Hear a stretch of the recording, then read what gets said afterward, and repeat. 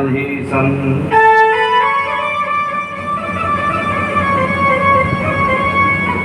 रघुपति प्रिय भक्तं वातजातं नमामि।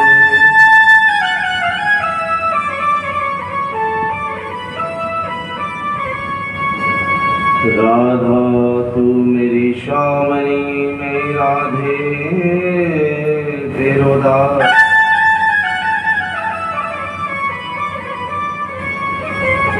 जन्म जन्म मोहि दीजियो सुवृंदावन को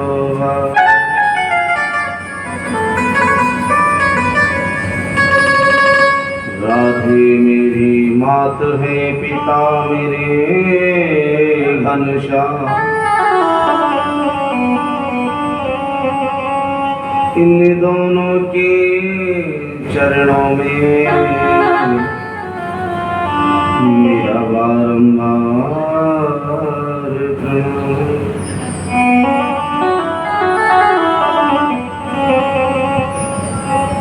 वसुदेव सुतं देवं कंस चाण्डूरमर्दनम्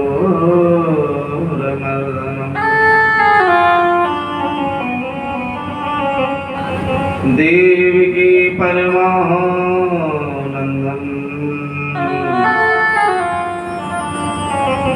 कृष्णं वन्दे जगद्गुरुं।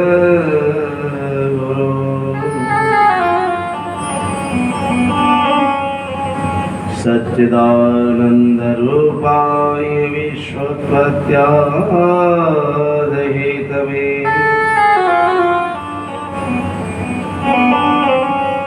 तापत्रयविनाशाय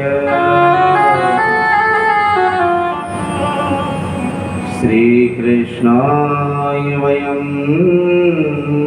नमः।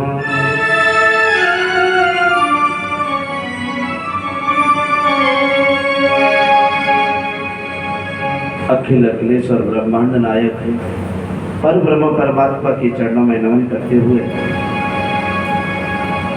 सृष्टि के सभी देवी देवताओं के चरणों में प्रणाम करते हुए सृष्टि के सभी महात्मा गुरु जन मुनि देव संतों के चरणों में नमन करते हुए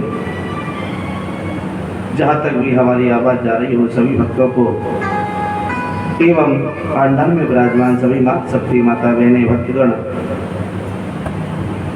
हमारी ब्राह्मण मंडली उन सभी को इस व्यासपीठ से इस दास की ओर से राधे राधे।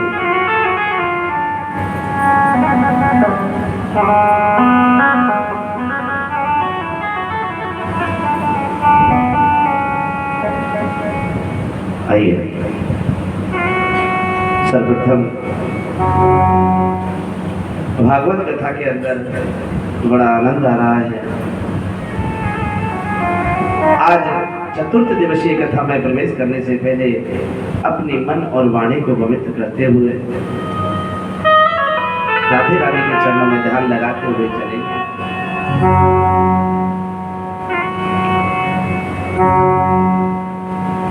और सभी मेरे ठाकुर का ध्यान करेंगे और मेरे प्रभु को बुलाएंगे।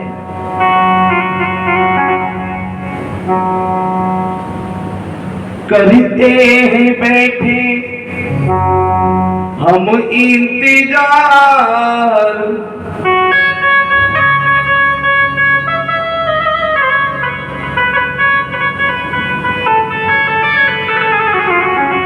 करते हैं बैठे हम इंतजार और भागवत में आओ मेरे मदन मुराद। अखियाँ प्यासी है दर्शन की प्यारे अखियाँ प्यासी है दर्शन की अखियाँ प्यासी है दर्शन की। करते हैं बैठे हम इंतजार भागवत में आओ मेरे मदन मुराद। अखियां प्यासी है दर्शन की प्यारे अखियां प्यासी हैं दर्शन की।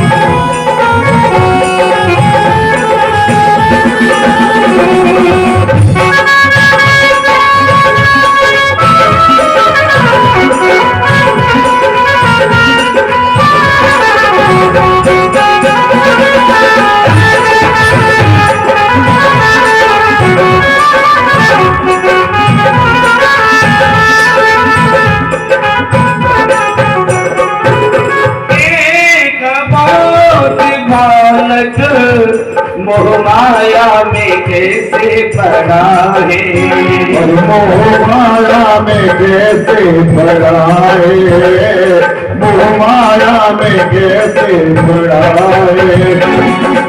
एक बालक मोह माया में कैसे पड़ा है कष्ट और दुखों का बंदा किसके गले में पड़ा है प्रभु जी रे आ जाओ प्रभु जी रे आ जाओ तरस दिखा जाओ मेरे शाम धड़ी आज भागवत में आ जाओ मेरे शाम धड़ी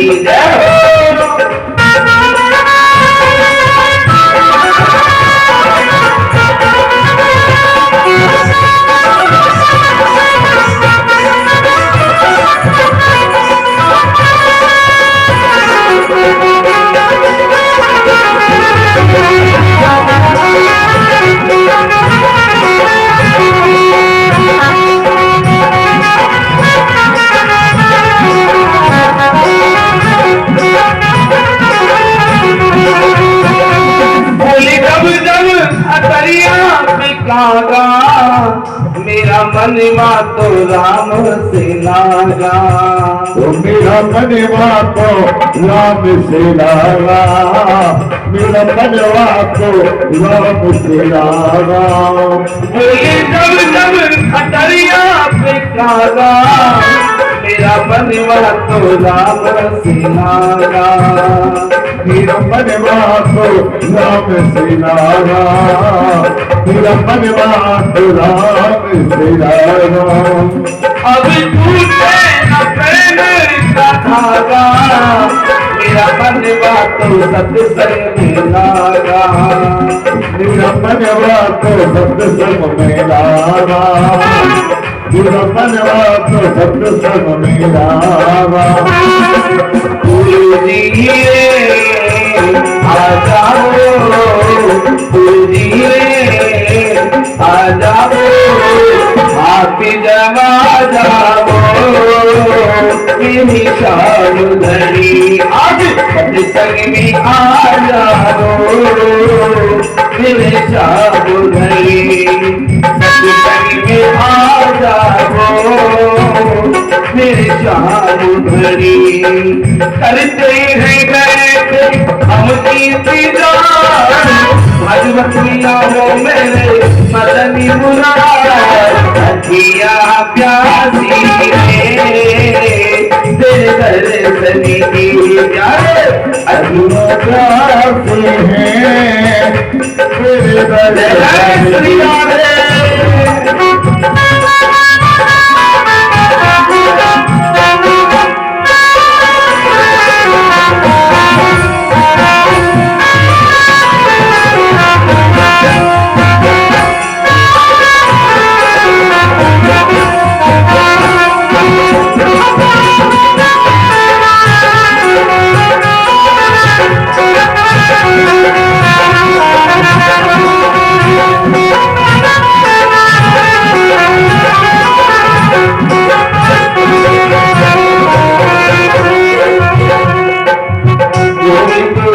हरि गोपाल जय जय गोविंद जय जय हरि गोपाल जय जय गोविंद जय जय हरि गोपाल जय जय गोविंद जय हरि गोपाल जय जय राधा रमणी हरि गोविंद जय जय राधा रमण हरि गोविंद जय जय राधा रमणी हरि गोविंद जय जय राधा रमण हरि गोविंद जय जय बरसाने वाली को गुलाम जय बरसाने वाली को बरसाने वाली को गुलाम जो बरसाने वाली को काना मरली बोल मुकट मारो गुलाम वाली को काना बोल मुकट बोलनी मारो गुलाम वाली को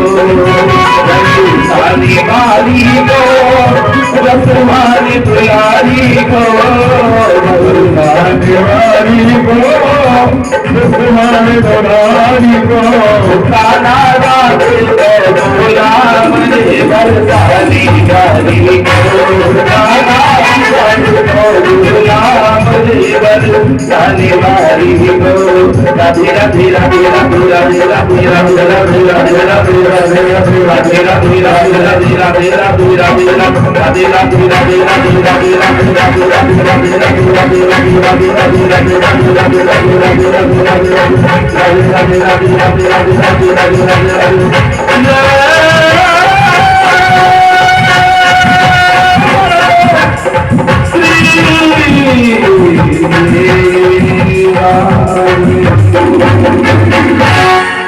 राधिरानी सरकार की जय जय श्री राधे श्याम।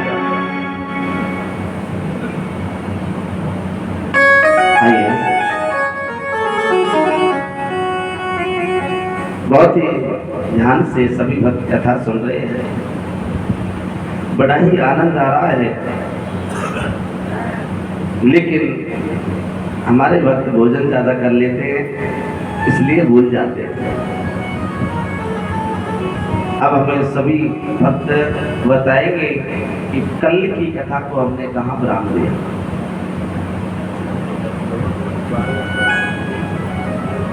कल की कथा को हमने कहाँ छोड़ा।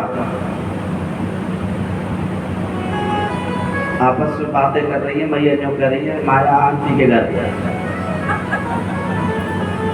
अरे यहाँ तो चल ही रही है कथा, लेकिन कथा को विराम कहाँ दिया। अब बताओ, यही हम सोचते हैं कि हमारे भक्त समय को भी खराब करते हैं।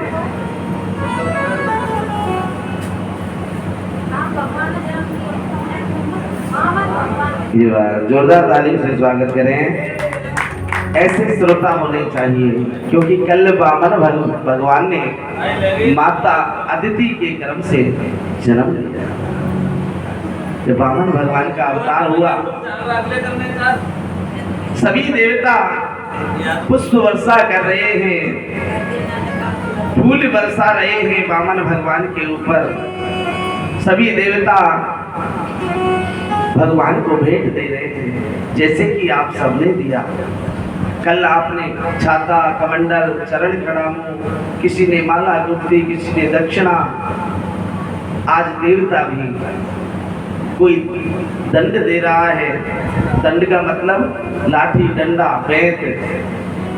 किसी ने जनेऊ दिया, किसी ने माला दी, किसी ने चरण कड़ामू दिया, किसी ने धोती दी, किसी ने अंगूछा दिया, किसी ने कानों के कुंडल प्रदान किए। इस प्रकार से मेरे वामन भगवान को सजाया। सभी देवता अत्यंत प्रसन्न हुए। आज वामन भगवान से प्रार्थना कर रहे हैं, हे प्रभु, हमने आपको इसलिए बुलवाया है कि हम देवताओं की रक्षा के लिए आप सर्वश्रेष्ठ कार्य करके हम सब देवताओं की रक्षा करें। तो आप दैत्यों को मनाने की कृपा करें और दैत्यों को समझाएं और हमारा बचाव करवाएं। वामन भगवान कहने लगे अवश्य, चिंता ना करो, ऐसा ही होगा। आज वामन भगवान को सजा दिया और हाथ में कमंडल छाता जनेऊ धारण करा के चरण कलामों पहना करके, और आज वामन भगवान बलि के द्वारे पर बलि को छलने के लिए जा रहे हैं। माता लक्ष्मी कहने लगी प्रभु, आप जो कोई जैसे कह देता है वैसे ही चल देते हो, कुछ हमसे भी पूछ लिया करो, कुछ हमसे सलाह ले लिया करो। वामन भगवान कहने लगे देवी चिंता ना करो, मैं इस पृथ्वी लोक पर, इस मृत्यु लोक पर देवताओं की रक्षा के लिए आया हूं। मैं देवताओं की रक्षा करके पुनः आपके पास पहुंच जाऊंगा। आज माता लक्ष्मी ने भी मेरे प्रभु को आज्ञा दे दी और आज वामन भगवान चलते हैं। आज वामन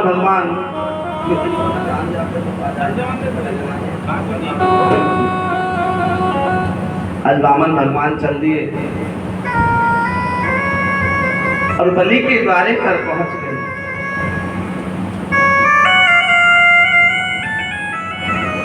बलि से कहने लगे राजा,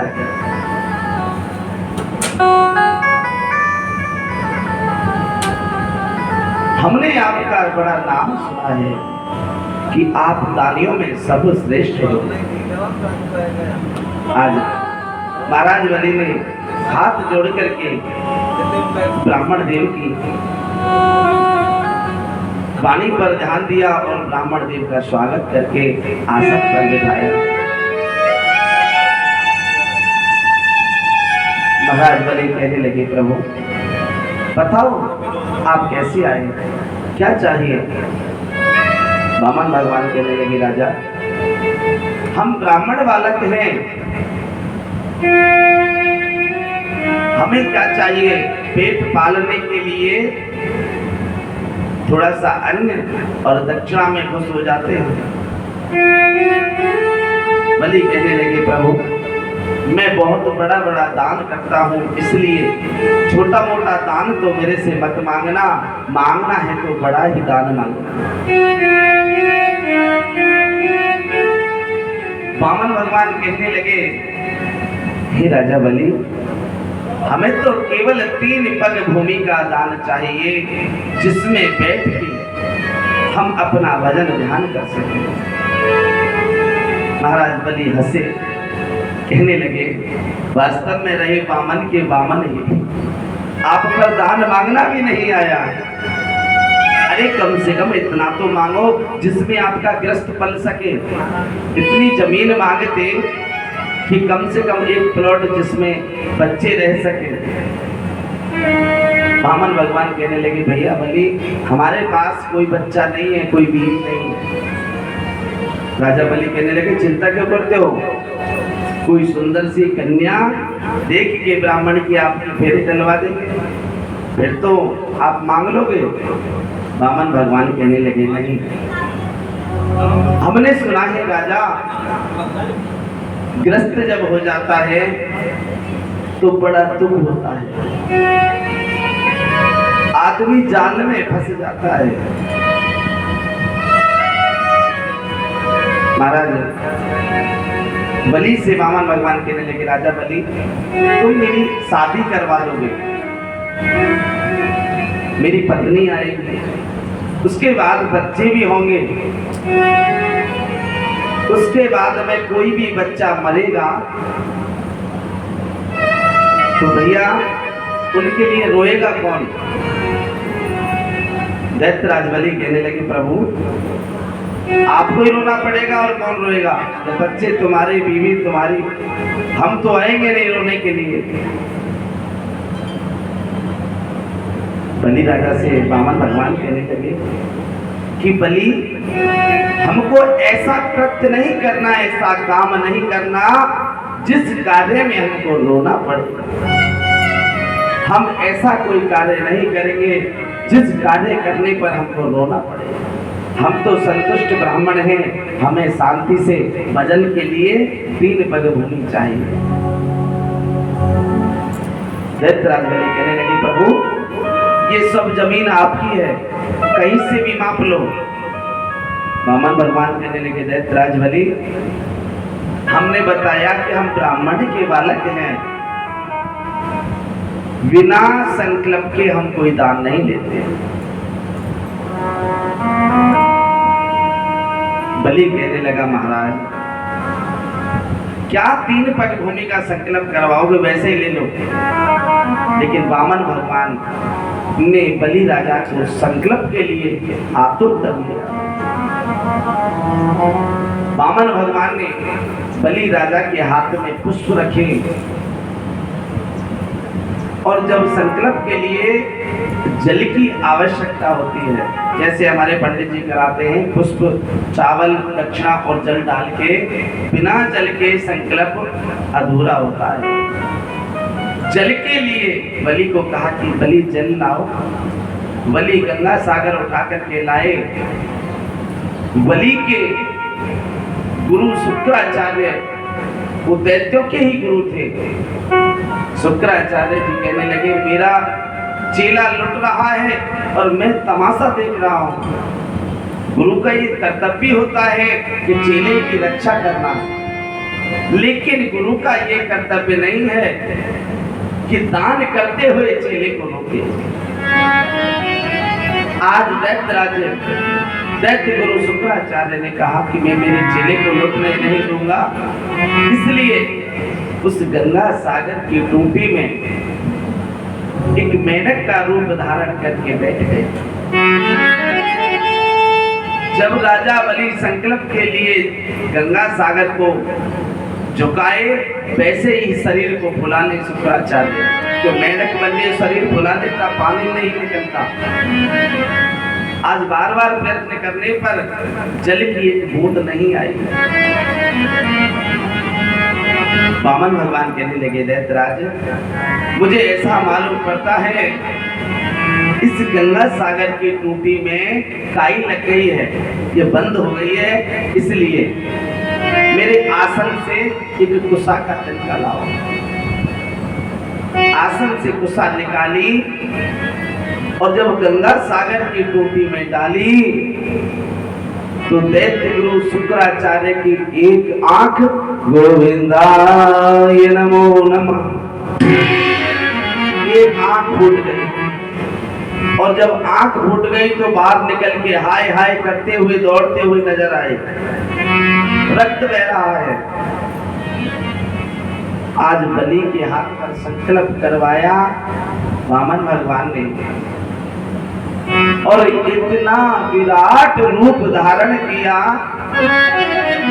इतना विराट रूप धारण किया कि आज दैत्यराज बलि को भगवान के दर्शन नहीं हो रहे हैं।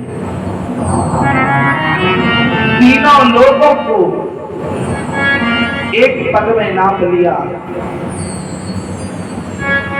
और 4 लोगों को एक पग में नाप लिया। 7 लोगों को नाप करके और वामन भगवान कहने लगे, दैत्यराज बलि मैंने तेरा संकल्प माना, आज मैंने 7 लोगों को माप लिया है, अब बताओ मैं ये तीसरा चरण कहां रखूं। दैत्यराज बलि कहने लगे, प्रभु आप लघु रूप बनाओ, छोटा रूप बनाओ, जिससे कि मैं आपसे बातें कर सकूं। वामन भगवान अपने लघु रूप में आए और बलि राजा कहने लगे, प्रभु मेरी हाथ जोड़ के विनती है, मुझे ये समझाओ कि दान देने वाला बड़ा होता है या धन बड़ा होता है। वामन भगवान कहने लगे, अरे राजा अरे धन क्या बड़ा होता है, धन का मालिक बड़ा होता है जो धन को अपने कब्जे में रखता है। इतना सुन करके दैत्यराज बलि उनके चरणों में लेट गए और कहने लगे, प्रभु ये तीसरा चरण मेरे ऊपर आप रख लो, मेरे शरीर को माप लो, और तो मेरे पास अब कुछ नहीं है। आज वामन भगवान ने राजा बलि का शरीर नाप लिया और वामन भगवान ने बलि को अपने गले से लगाया। बलि से कहने लगे, बलि मैं तुम्हारी इस भक्ति से प्रसन्न हूँ, इस दान से प्रसन्न हूँ, बताओ अब आपको क्या चाहिए। महाराज बलि कहने लगे, प्रभु मुझे कुछ नहीं चाहिए, मुझे तो केवल निकलते और घुसते आपके दर्शन होने चाहिए। मैं जब घर से निकलूं तो आपका दर्शन हो, और मैं जब घर में घुसूं तब भी आपका दर्शन हो। वामन भगवान कहने लगे, बलि ये कृत्य तो मुझे चौकीदार बना देगा, क्योंकि चौकीदार ही ऐसा एक शख्स है जो घर में घुसते ही दर्शन होंगे और घर में से निकल के बाद भी दर्शन होंगे। आज वामन भगवान ने राजा बलि को पाताल लोक का राज दिया और बलि का चौकीदार बनके आज वामन भगवान बलि की पहरेदारी कर रहे हैं। आज चैन से रह रहे हैं। इधर माता लक्ष्मी को पता चला कि भगवान विष्णु बहुत दिन के गए हैं, अब तक नहीं आए। वो चिंतित हो रही हैं। आज देवऋषि नारद माता लक्ष्मी के पास पहुंचे। नारायण नारायण नारायण। माते कैसे चिंतक में आतुर हो। माता लक्ष्मी कहने लगी, देवऋषि भगवान को गए बहुत दिन हो गए, अब तक नहीं लौटे, आपको कुछ पता हो तो हमें बताओ। नारद जी कहने लगे, माते भगवान राजा बलि के यहाँ चौकीदारी कर रहे हैं, वो संकल्प उन्होंने करवाया और आज भक्त की कृपा से भक्त ने उनको जीत लिया। लक्ष्मी कहने लगी, हे देवऋषि नारद, मैं कैसे भगवान को पाऊंगी,